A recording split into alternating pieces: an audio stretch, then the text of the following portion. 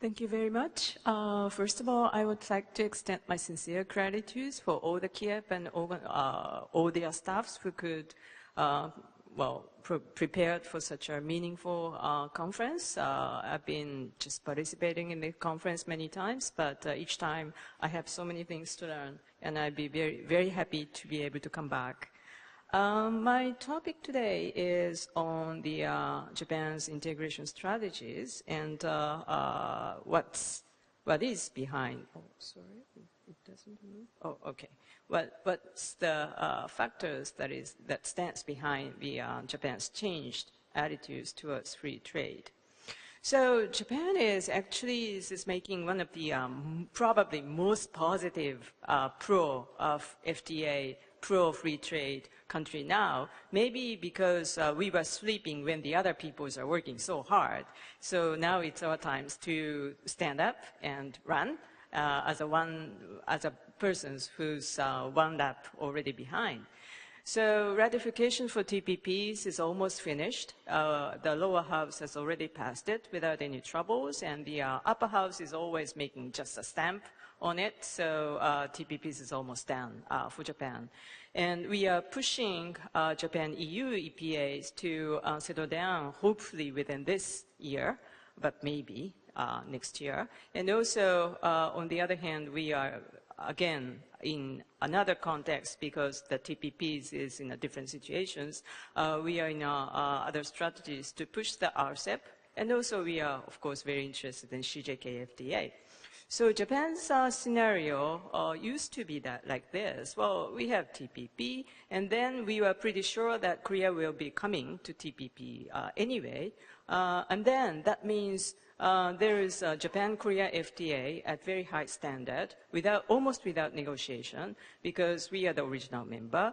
So that's one thing. And the second thing is, of course, Korea is going to upgrade the chorus if they are to enter the TPP. And that is going to actually benefit Japanese companies because we heavily invested in Korean production site. And also TPP domino effect is one of the most important things for Japan, because Vietnam is there, Malaysia is there, then Thailand has to come, and the Indonesia has to come, and Philippines has to come. And then that is going to cover the whole stretched out value chain for major Japanese companies. So these are the reasons for the Japan's TPP scenarios. And then in terms of RCEP, the real issue is how we are going to give in with China in RCEP. And at least as a responsible member of the WTO, we should stick to the certain level, because we don't have any enhancing right as a developing countries.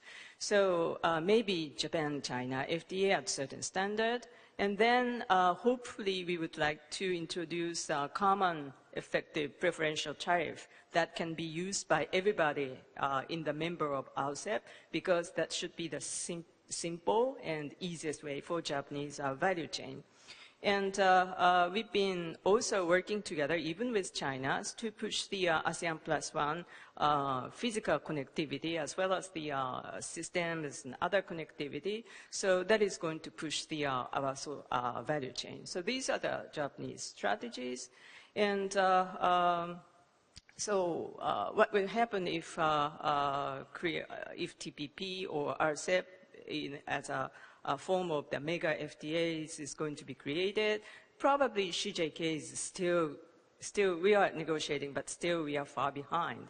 And from Japan's point of view, if Korea comes in TPP, that should be a very high standard Japan-Korean FTA. So then if Japan goes to RCEP, that means a certain middle standard middle standard Japan, China FTA. So in the end, probably Korea-China will be further upgraded into either a Japan-Korea level or Japan-China level. But anyway, we are going to have a certain level of CJK FTA. So another thing is, as time goes by, actually industrial structures among Japan, Korea, China has been getting closer and closer.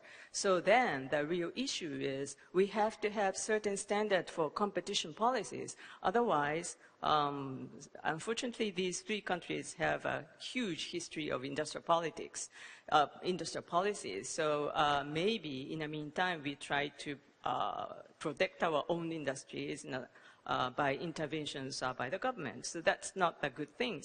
So another strategy for Japan is to invite China into other plurilateral agreement in WTO, like environment issues or government procurement, etc. Since China is already a big member of ITA, and that's why IT product is under the tariff 0, and that's why Korea-China FTA cannot be necessarily at a very high standard, but still it works. So this is a kind of strategies that we are trying to do now.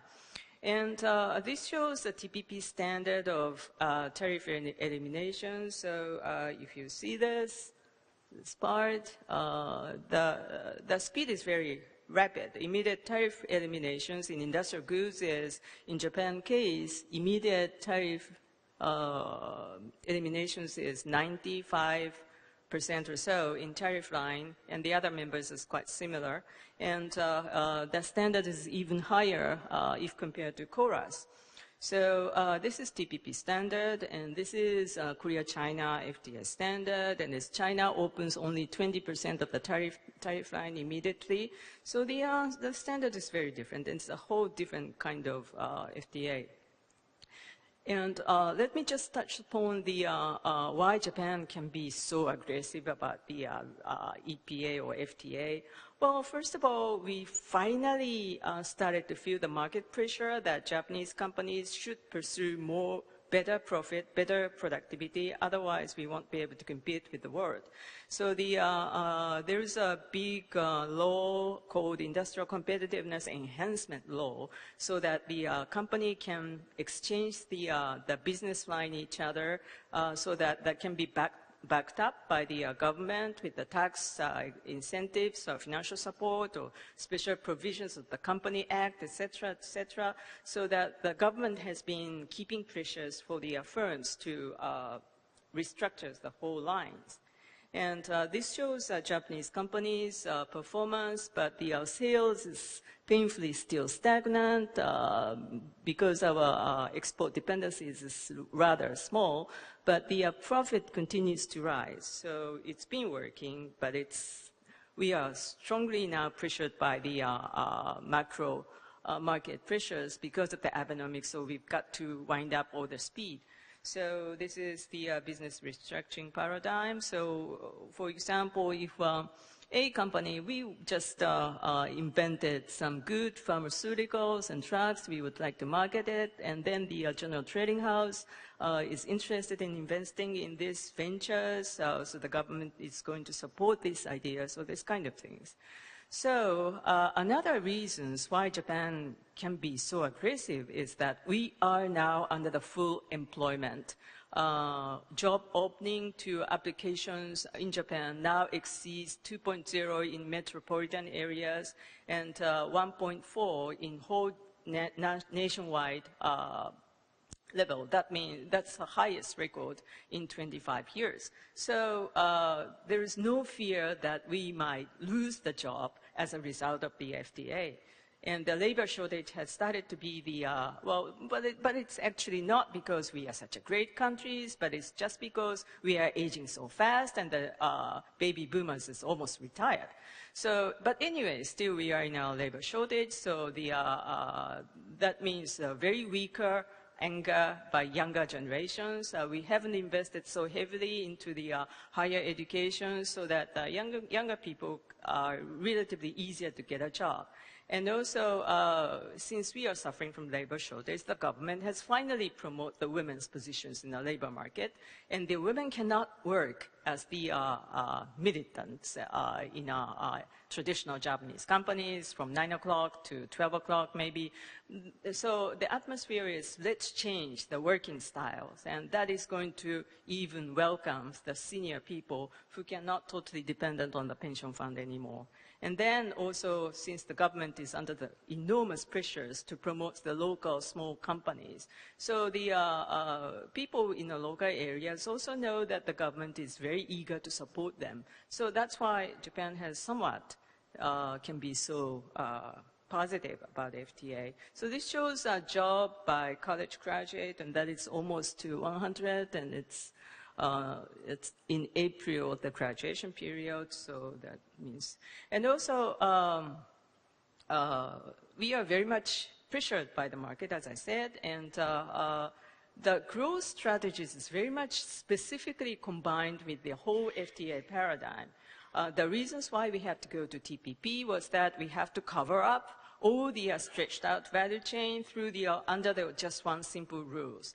And also, in the domestic market, we are concentrated on the IoT, Internet of Things, robots, AI-based technologies, like fintech or whatever. So for that purpose, IPR protections is important, and the server controls is not realistic. Code opening pressures, we have to fight with it. Cybersecurity is so seriously important. So, and finally, inbound FTA and location reform is so much important for us. So that's why EPA is regarded as a very good opportunity to reform ourselves. And also, our specific growth strategies is based on some techniques like next generation transportations, automated driving, which is still already in experiment in local areas.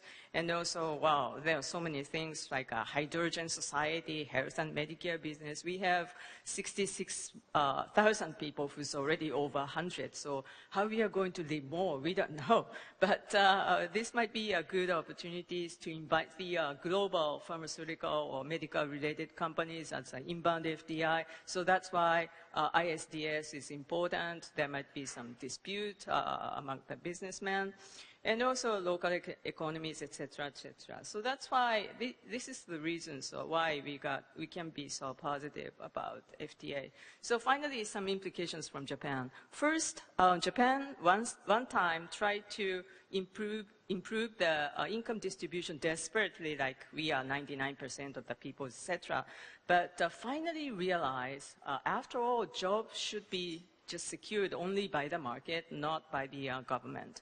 And also labor reform is the most important things to catch up with the market pressure. So enhancing mobilities and flexibilities might be the most important things. And also substantial restructuring is very much necessary to keep up with the global speed in innovation. And FDA should be regarded as a consistent strategies with their own endogenous growth strategies. Thank you very much.